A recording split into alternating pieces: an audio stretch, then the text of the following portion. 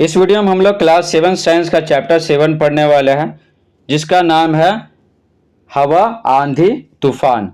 तो इस वीडियो में हम लोग इस चैप्टर का A to Z question answer solve करेंगे। तो चलिए आपको PDF से बताते हैं जो आपके लिए स्पेशल बनाया है।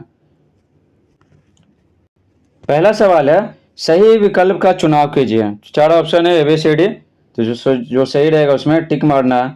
पहला है पवन दिशा सूचक का उपयोग किया जाता है। पवन दिशा सूचक, ये तो नाम से ही पता चल रहा है, तो ये हो जाएगा आंसर, पवन की दिशा जानने के लिए। अगला है 2 और 3, आंधी आने पर हमें क्या करना चाहिए, तो डी हो जाएगा, किसी घर के अंदर छुपना चाहिए। 3 है पवन वेग मापी मापता है, तो पवन वेग मापी क्या मापता है, पवन का वेग मापता है। ठीक है, बहती हवा को पवन कहते हैं। आगे है 2, इनका उत्तर लिखिए। आप यह कैसे कह सकते हैं कि हवा गर्म होने पर फैलती है, आप कैसे कह सकते हैं। तो देखिए उत्तर लिखेंगे, कागज की 2 समान थैलियों को छड़ के 2 किनारों से मुख नीचे की ओर रखते हुए तराजू की आकृति में लटका देते हैं। ठीक है, कागज की 2 समान थैली लेते हैं और एक छड़ लेते हैं। ठीक है, और यहाँ पर क्या करते हैं, यहाँ पर कागज को लटका देते हैं। ठीक है, यहाँ पर कागज को लटका दें और यहाँ पर ऐसे बांधे हुआ। आप क्या करते हैं, फिर एक थैली के नीचे जलती हुई मोमबत्ती को रखते हैं। तो यहाँ पर है ना, इसके नीचे मोमबत्ती को रखते हैं, समझे। तो यहाँ पर ये बोला जा रहा है, मोमबत्ती को रखते हैं तो यह थैली ऊपर चला जाता है, अतः हम कह सकते हैं कि हवा गर्म होने पर फैलती है। यह आपको फिगर से बताता है इसमें क्या क्या होता है। तो देखिए यहाँ पर आपको यही फिगर बनाना है। ठीक है, तो ये दोनों फिगर आप बना लीजिएगा, ये फिगर और ये फिगर। ठीक है, तो यहाँ पर समझते हैं कि क्या होता है। ठीक है, पेज नंबर देख लीजिए कितना है, 103 पेज नंबर है। ठीक है, तो आप किताब से देख के बना लीजिएगा, नहीं तो नई किताब है तो यहीं से स्क्रीनशॉट ले लीजिए और बना लीजिए। तो यहाँ पर क्या है, ये लटका दिए। ठीक है, दोनों। ठीक है, ये छड़ है और इसे धागा उसे कुछ से बांध दिए। अब ये जो मोमबत्ती है ना, देखिए यहाँ पर ये मोमबत्ती एक के नीचे लाए, तो यहाँ क्या हवा क्या हो गया, गर्म हो गया। यहाँ का हवा गर्म हुआ, हल्का होता है तो ऊपर जाता है, ऊपर तो ऊपर की तरफ क्या होता है, दबाव लगता है ऊपर की ओर। तो ऊपर की ओर दबाव लगता है तो ये तो ऊपर चला जाता है, और ये क्या होता है, ये क्या इसकी तुलना में क्या है, इसकी तुलना में ये नीचे हो जाता है। समझे, ये ऊपर हो गया तो जाहिर सी बात है ये नीचे हो गया। तो यहाँ पर क्या हो गया, गर्म हवा हो गया, तो गर्म हवा हल्का होता है तो ऊपर जाता है, तो ऊपर बढ़ना चाहता है, लेकिन बीच में ये आ जाता है तो ये दबाव लगाता है तो ऊपर ये चल जाता है। तो इससे ये सिद्ध होता है कि गर्म हवा फैलती है और हल्की होती है ऊपर जाती है। समझे, तो इसका फिगर आप बना लीजिएगा। तो फिगर कहाँ बनाना है, ये जो क्वेश्चन है ना, ये जो क्वेश्चन बताएं आपको, तो कहाँ बना लीजिए, बीच में भी बना सकते हैं और नीचे भी बना सकते हैं, ये ऊपर भी बना सकते हैं। ठीक है, यहाँ पर क्वेश्चन के पहले तो कोई प्रॉब्लम नहीं है। ठीक है, क्वेश्चन के पहले बोल रहे हैं, ये आंसर लिख रहे हैं ना, आंसर लिख रहे हैं, तो आंसर जहाँ से स्टार्ट कर रहे हैं वहाँ से। तो बी है, एक गतिविधि बताएं जिससे पता लगे कि वायु दाब डालती है। ठीक है, गतिविधि बताना। तो देखिए उत्तर लिखेंगे, प्लास्टिक का एक बोतल में गर्म पानी आधा भर देता है। ठीक है, लगभग आधा भर देंगे और ढक्कन कसकर बंद कर देता है। ठीक है, गर्म पानी भर दिए आधा और कसकर ढक्कन बंद किए हैं।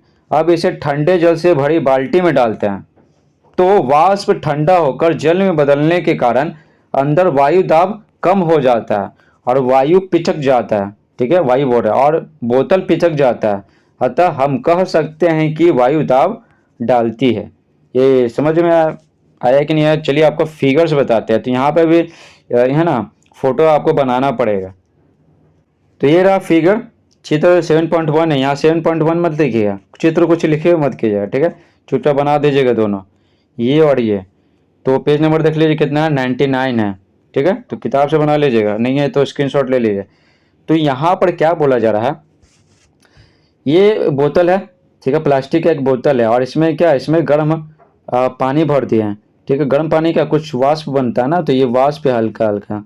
ठीक है, गर्म पानी है तो ये वाष्प है, समझ गए। वाष्प है तो यहाँ का हवा है ना, हवा बहुत कम है, ज़्यादा क्या जलवाष्प है हवा में। ठीक है, मतलब यहाँ पर जो जगह खाली है, ज़्यादा हवा नहीं है, जलवाष्प ज़्यादा है। ठीक है, अब देखिए अब क्या होता है, जब इसको ठंडा पानी में रखते हैं, उसके बाद क्या करते हैं, इसको इसमें ठंडा पानी ले लिया एक बर्तन में, ठीक है, बाल्टी बोली या कुछ भी बोले, तो ये बाल्टी में ठंडा पानी रख दिया, फिर इसको रख दिए। रखने से क्या होता है, ये अपने गर्म जल है ना, तो ये अपने गर्मी को उष्मा को ये ठंडे जल में को दे देता है, और ये क्या होता है, और यहाँ पर जो जलवाष्प है ना, जलवाष्प ये ठंडा होकर पानी में बदल जाता है, ठीक है। तो यहाँ पर क्या हो गया, हवा कम हो गया, तो यहाँ पर हवा कम हो गया तो वायु दाब क्या हो गया, वायु दाब कम हो गया, और बाहर तो सामान्य था, तो यहाँ पर क्या, बाहर ज़्यादा हो गया, अंदर कम हो गया, तो बाहर से अंदर की तरफ क्या होता है, बाहर से अंदर की तरफ दबाव पड़ता है, और बोतल क्या होता है, पिचक जाता है। समझे, क्योंकि पहले मेंटेन था, पहले क्यों नहीं पच गया, क्योंकि यहाँ पर जलवाष्प है, ठीक है। तो अंदर से बाहर की ओर दबाव लगा रहा है, अंदर भी ऐसे, और बाहर से अंदर और अंदर से बाहर की तरफ दोनों बराबर दाब लग रहा है, ठीक है। तो मान लेते हैं कि ऐसे 10 लग रहा है, तो अंदर से बाहर की ओर भी 10 लग रहा है, तो इसलिए मेंटेन है। लेकिन यहाँ पर क्या हो गया, यहाँ का जलवाष्प पानी में बदल गया, तो यहाँ पर तो हवा है ना, हवा बहुत कम हो गया ना, तो क्या हो गया, बाहर से 10 था और अंदर कम हो गया, अंदर से मान लेते हैं बाहर की ओर लग रहा है कितना, 7 लग रहा है, तो बाहर से ज़्यादा लग रहा है ना, तो इसलिए क्या होता है, बोतल पिचक जाता है। तो आई होप आपको ये समझ में आया होगा। बी वाला। सी है, तेज हवाएं उस क्षेत्र की वायु दाब कम कर देती हैं, कैसे। तो देखो उत्तर लिखेंगे, गर्म हवा के ऊपर उठने के साथ वायु दाब कम हो जाता है, ठीक है। गर्म हवा ऊपर उठ गया तो यहाँ खाली स्थान बच गया, तो हवा बहुत कम है, तो जाहिर सी बात है दबाव क्या हो गया, बहुत कम हो गया, जिससे उत्पन्न खाली जगह को भरने के लिए तेज हवाएं वहां आने लगती हैं। तेज हवाओं के आने से पुनः वायुदाब कम हो जाता है, ठीक है, पुनः वायुदाब कम हो जाता है। जब गति क्या होता है ना, गति और दाब में है ना, गति और दाब में उल्टा संबंध होता है। अगर गति बहुत ज़्यादा होगा तो दाब बहुत कम होगा, ठीक है, और गति अगर बहुत कम होगा तो दाब बहुत ज़्यादा होगा, तो ये याद रखिएगा। तो तेज हवाएं चलती हैं तो गति बहुत ज़्यादा है, तो वायु दाब क्या होता है, और कम हो जाता है, ये नियम है।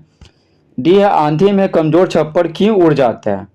तो देखिए उत्तर लिखेंगे, आंधी के कारण छप्पर के ऊपरी क्षेत्र में हवा का दबाव घट जाता है, दाब बोलिए या दबाव बोलिए, हवा का दबाव घट जाता है, लेकिन कमरे में यानी छप्पर के नीचे की हवा अपेक्षाकृत स्थिर होती है, जिससे उसका दबाव अधिक होता है।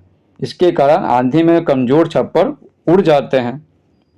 देखिए इसको आपको बताते हैं फोटो से, तब आपको समझ में आएगा। जैसे मान लेते हैं कि ये क्या है, ये घर है या झोपड़ी बोलिए, ठीक है।